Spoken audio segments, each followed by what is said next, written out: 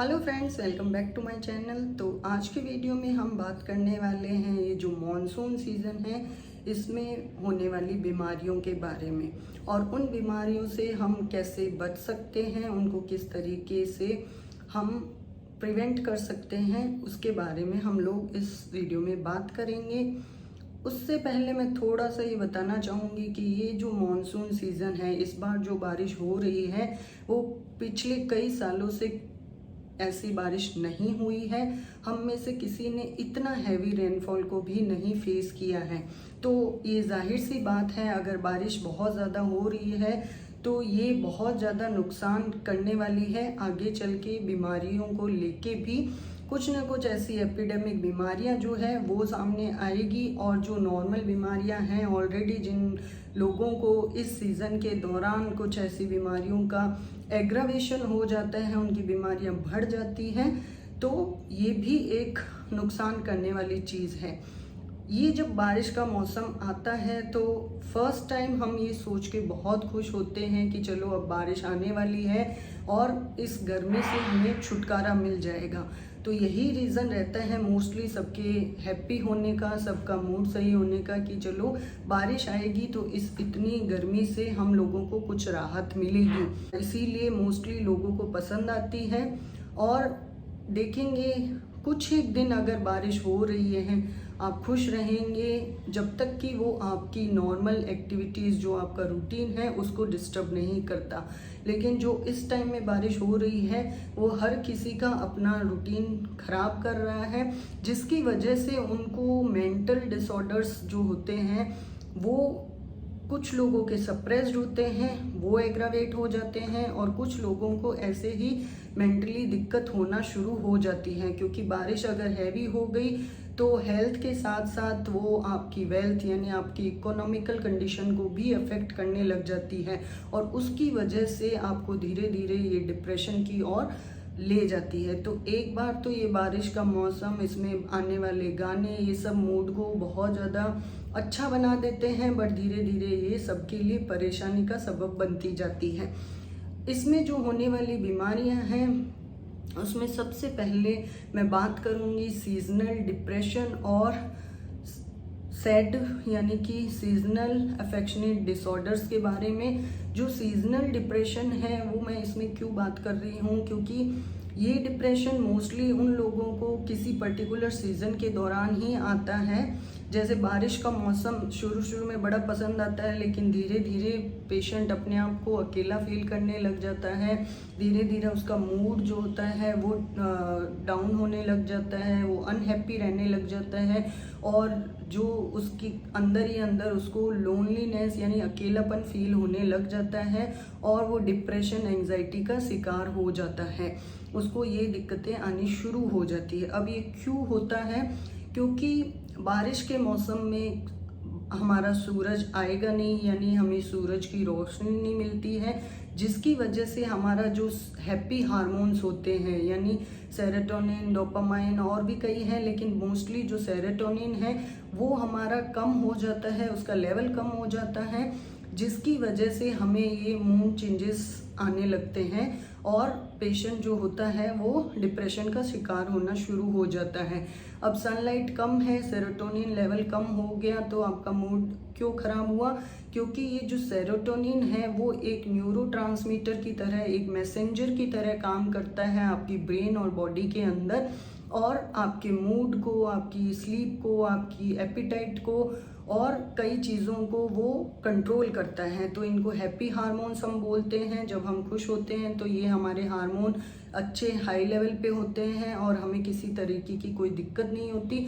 But क्योंकि sunlight भी नहीं है, बरसात का सीज़न है, हम एक बार एंजॉय करने के बाद बहुत ज़्यादा तकलीफ़ें इसमें देखते हैं कि हमारा घर से बाहर निकलना भी कई बार प्रॉब्लम करता है, बाहर निकलना नहीं हो पाता है, जिसकी वजह से भी अंदर रह रह के हम लोग डिप्रेशन का शिकार बनते जाते हैं। तो ये रीज़न रहता है मूड चेंजेस का ड्यूरिंग द इस बरसाती सीज़न के दौरान। इसके साथ साथ ही जो सैड हम बात कर रहे हैं, ये सैड वो दुख वाला सैड नहीं, ये है सीजनल अफेक्शनेट डिसऑर्डर्स, यानी कुछ ऐसी बीमारियां जो इसी सीज़न में होने वाली हैं।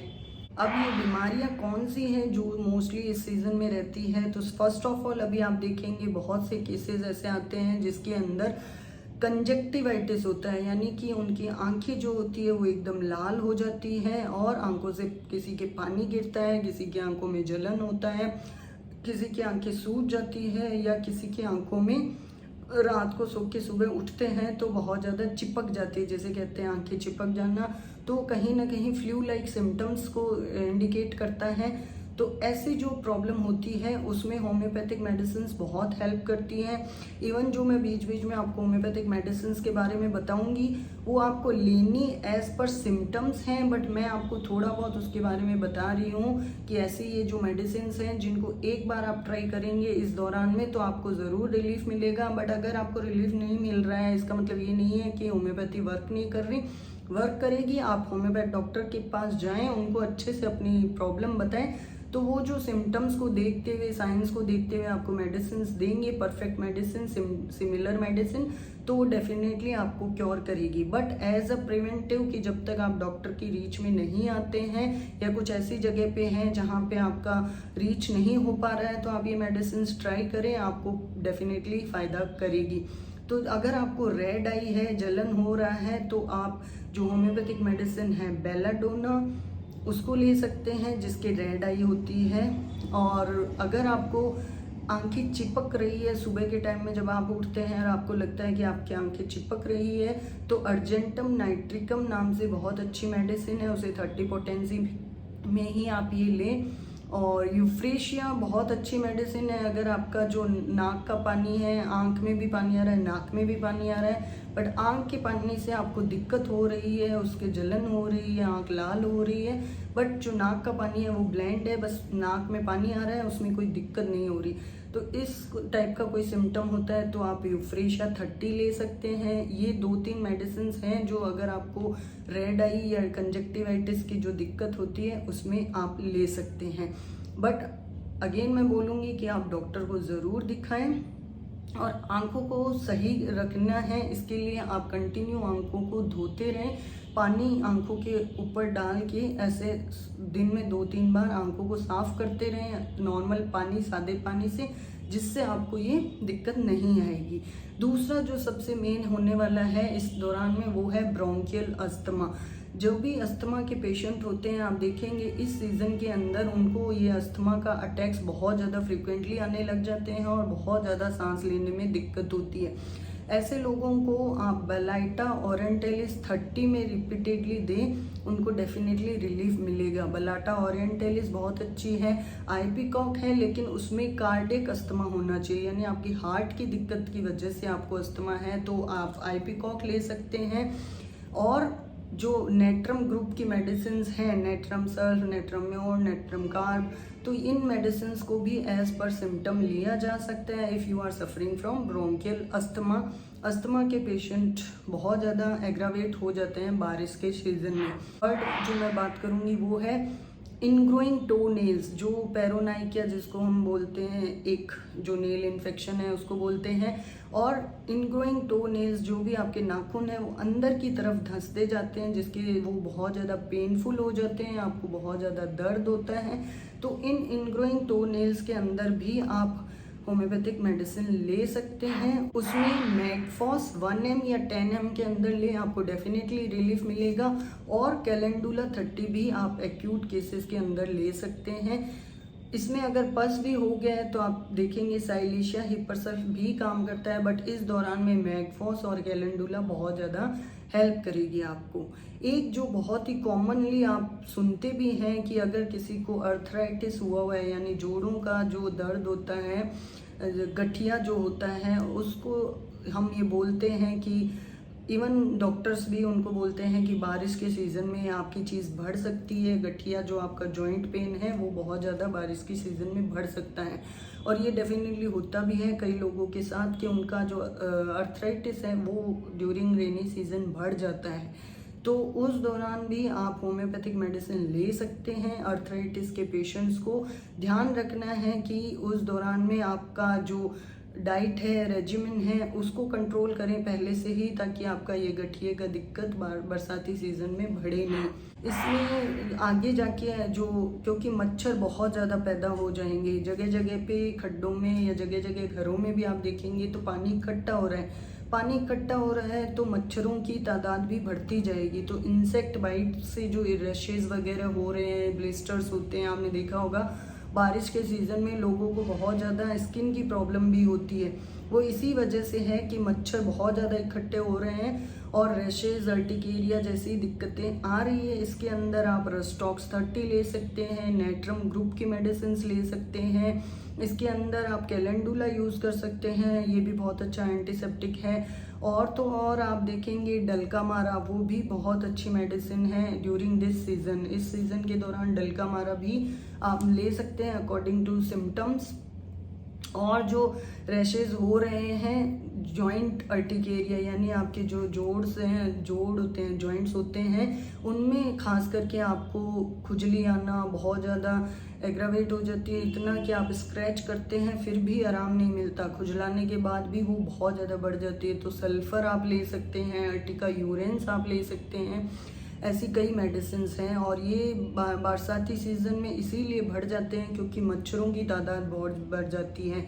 आगे आप देखेंगे तो डेंगू, मलेरिया, चिकनगुनिया, टाइफॉइड, इन सब के पेशेंट्स भी बहुत ज़्यादा आने वाले हैं। उसका रीज़न यही है कि पानी इकट्ठा हुआ और बहुत ज़्यादा मच्छर तादाद के अंदर इकट्ठे हो गए, और ये आगे जाके आपको इन्हीं बीमारियों से जूझने को सामना करना पड़ेगा। तो आपको ये इन सब बीमारियों से बचना है तो क्या करना होगा, इसमें डू एंड डोंट्स के बारे में मैं बताऊंगी कि आप मोस्टली प्रिवेंशन करिए जिससे कि आपको आगे इन बीमारियों के सामना ना करना पड़े। तो प्रिवेंशन के लिए आपको क्या करना है, सबसे पहले आपको करना है कि आपकी जो डाइट है उसको अच्छा मेंटेन करना है। उसके अंदर विटामिन सी की मात्रा बढ़ा देनी है क्योंकि वो बहुत अच्छी एंटीऑक्सीडेंट है और आपकी बॉडी में इम्यूनिटी को बूस्टअप करेगी। ड्राई फ्रूट्स का सेवन ज़्यादा कर लें, वो ड्राई फ्रूट जो आपके फैट को ना बढ़ाए। तो अच्छे से ड्राई फ्रूट्स आपको लेने हैं। आपकी डाइट में प्रोटीन की मात्रा आपको बढ़ानी है, आप प्रोटीन ले सकते हैं। ग्रीन लीफी वेजिटेबल्स को आपको अवॉइड करना है, जैसे स्पिनच जिसको साग बोलते हैं वो अवॉइड करिए। कोई भी ऐसी वेजिटेबल जो इस दौरान आपको मिलेगी वो डेफिनेटली या तो कीड़ा लगी हुई या इन्फेक्टेड ही मिलेगी। तो ये जो हरी सब्जियां हैं वो इस बरसाती सीज़न के दौरान ना ले, और क्योंकि इसमें जब भी बनेगी तो भी वो गंदगी से ही बनेगी, गंदे पानी से ही बन रही है, और इस दौरान तो आपको वैसे ही इन्फेक्टेड खाने से और ज़्यादा दिक्कत होने वाली है। तो ग्रीन लीफी वेजिटेबल्स को आपने नहीं लेना है, आपको सी फूड नहीं लेना है, बाहर का खाना बिल्कुल नहीं लेना है, अवॉइड करें स्ट्रीट फूड्स को इस दौरान इस टाइम में। और आपको स्पाइसेस यानी ज़्यादा मिर्च मसाले भी इस सीज़न में नहीं लेने चाहिए। इस टाइप की डाइट जो होती है वो लो स्पाइसी रखनी है आपको, और सोडियम यानी नमक भी कम रखें अपनी डाइट के अंदर इस दौरान। तो ये चीज़ है जो आपको अपने खाने पीने के दौरान ध्यान रखनी है। साथ ही साथ आप ये देखें कि अपनी एक्सरसाइज कंटिन्यू करें। अपनी एक्सरसाइज को चाहे आप बाहर नहीं जा पा रहे हैवी रेनफॉल की वजह से, शायद जो जिम वगैरह करते हैं तो घर पे ही कुछ ना कुछ अपनी एक्सरसाइज कंटिन्यू करें जिससे उनकी बीमारियां भी ना हो और उनका मूड भी डिप्रेस ना हो। ये सभी बातें जो हैं आपके सीरोटोनिन लेवल को भी बढ़ाने में हेल्प करेगी, जिससे कि आपका जो स्लीप डिसऑर्डर है, मूड डिसऑर्डर है, एपिटाइट है, इन सब के जो जीआई डिसऑर्डर्स हैं उनको भी हेल्प करेगा रिमूव करने के अंदर। मतलब ये डिसऑर्डर्स आपको नहीं होंगे। तो आपको एक्सरसाइज करना है, मेडिटेशन करना है, जिससे कि आपका जो मूड है वो अच्छा रहे, आपको एंजाइटी डिप्रेशन वाली चीज़ें ऐसे ज़्यादा नहीं सामना करना पड़े।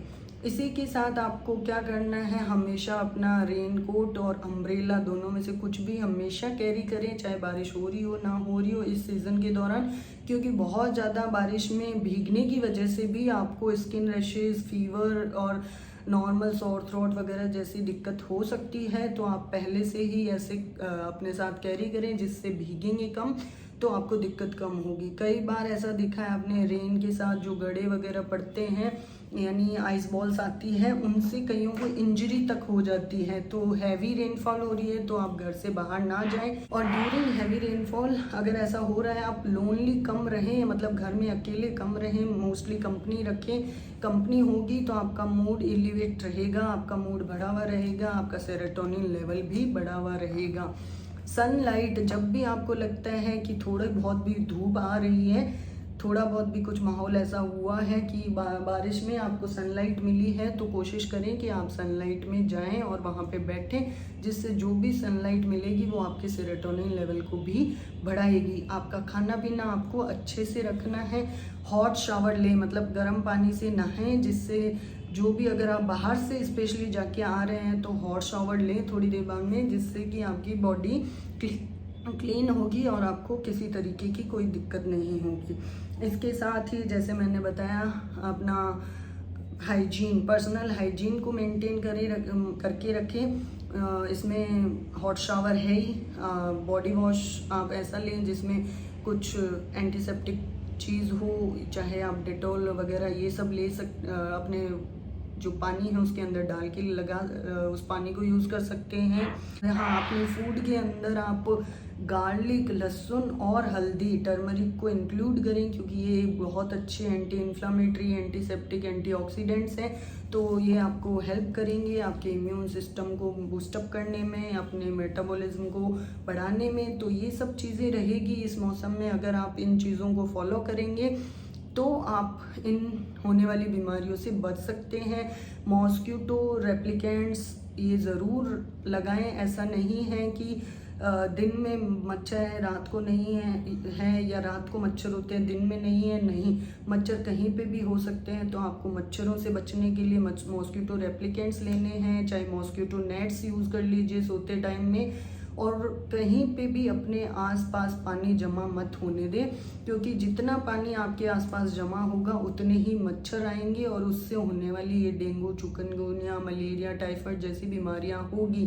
पानी को भी उबाल के रखें। अगर आपको लग रहा है कि आपका पानी गंदा आ रहा है तो आप पानी उबाल के रखें, जिससे कि और उसी पानी को पिए। तो टाइफाइड जो होता है वो मोस्टली इसी वजह से होता है कि आपका जो पानी है वो ख़राब है, इन्फेक्टेड पानी है वो पिया है, उसकी वजह से टाइफाइड वाली चीज़ होती है। टाइफाइड से आप सफ़र करते हैं तो आप पानी भी अच्छे से उबाल के रख लीजिए, उस पानी को ही पीजिए।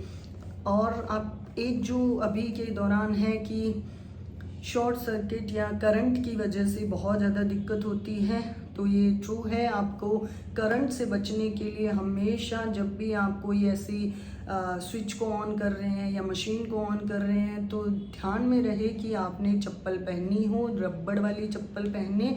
और अगर करंट किसी को लग गया है तो उसको तुरंत पानी नहीं पिलाएं।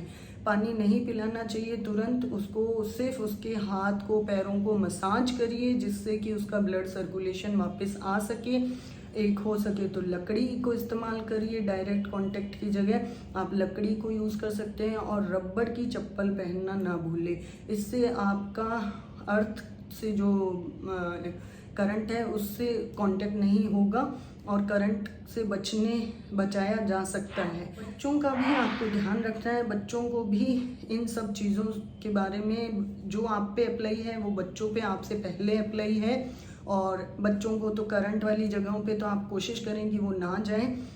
तो आप उनको भी अच्छे हेल्दी फूड खिलाएं, अच्छे से कोशिश करें कि उनका इम्यून सिस्टम बूस्टअप रहे। बच्चों के साथ अगर आपके घर में कोई और नहीं है कंपनी में, तो बच्चे और बड़े मिल के कुछ ऐसी अपनी कंपनी बनाएं, खेलें, बातचीत करें, जिससे कि उनका जो लोनलीनेस है वो भी दूर होगा। पहले सब अच्छा लगता है, बारिश के मौसम अच्छा लगेगा, बारिश के गाने अच्छे लगेंगे, सब अच्छा लगेगा। बट जैसे जैसे आप देख रहे हैं कि इतनी हैवी रेनफॉल हो रही है तो वो कहीं ना कहीं हर एक को अफेक्ट कर रही है, हर एक बंदे को ये बारिश अफेक्ट कर रही है। और ये आगे जाके बहुत ज़्यादा प्रॉब्लम करने वाली है, मेंटल डिसऑर्डर्स भी आने वाले हैं देखते देखते। और ये जो बीमारियां हैं सैड वाली, सीजनल अफेक्शनेट डिसऑर्डर, वो भी बहुत आने वाले हैं। तो उनसे कैसे बचा जा सकता है, मुश्किल है थोड़ा बहुत इसमें बताने के लिए। अगर आपको कोई भी इससे रिलेटेड मुझसे कंसल्टेंसी चाहिए तो आप मुझे मेरे व्हाट्सअप नंबर पे मैसेज कर दीजिए। मेरा व्हाट्सअप नंबर नीचे डिस्प्ले है, आप उस पर मैसेज कीजिए। आप ईमेल कर सकते हैं, मेरा ईमेल आईडी भी नीचे डिस्प्ले है। और मैंने एक अपना मेंबरशिप बटन भी ऑन किया है, उसे आप ज्वाइन कर सकते हैं। जो ज्वाइन बटन दिखाता है आपको उसे कर लीजिए, वो 89 रुपीज़ का है। उससे आपको मंथली वो पे होगा आपका। और पूरे मंथ में अगर आपको मुझसे कोई भी कंसल्टेंसी चाहिएगी, अगर आप मेरे मेंबर हैं तो मैं आपको डायरेक्ट उस पर पहला रिप्लाई करूँगी। और अगर आप मेंबर्स बनना चाहते हैं तो मेरा मेंबरशिप बटन को भी ज्वाइन कर लीजिए मेरा मेंबरशिप। और आई होप आपको पसंद आया होगा। आई नो ये वीडियो लंबा बन गया, बट मैं चाहती थी एक ही वीडियो में मैं आपको कोशिश करूं कि ये डिटेल्स दे सकूं, जिससे कि आप ये जो आने वाली बीमारियां हैं उनसे किस तरीके से बच सकते हैं, या फिर जो इस दौरान बीमारियां चल रही हैं उनसे किस तरीके से बच सकते हैं, ये आपको हेल्प करे। Thank you so much. I hope आपको मेरा ये वीडियो पसंद आया होगा। So do like, share and comment my videos. आप प्लीज़ ज़रूर लाइक करें और कमेंट भी करें। अगर आपको कुछ भी मेरे से जानकारी लेनी है तो उस रिलेटेड कमेंट करें। ये भी कमेंट कर सकते हैं कि आपको मेरा वीडियो कैसा लगा। और अगर आप मेरे चैनल पे नए हैं, मेरे चैनल को अभी तक सब्सक्राइब नहीं किया है तो प्लीज़ मेरे चैनल को ज़रूर सब्सक्राइब कर लें। पास में जो बेल बटन आइकन है उसे भी ऑन करके रख लीजिए, ताकि मेरी वीडियोस का नोटिफिकेशन भी आपको टाइमली मिलता रहे। And the end, stay healthy, stay safe. जो मैंने बताया है उसको फॉलो करें। And thank you so much. Take care, bye bye.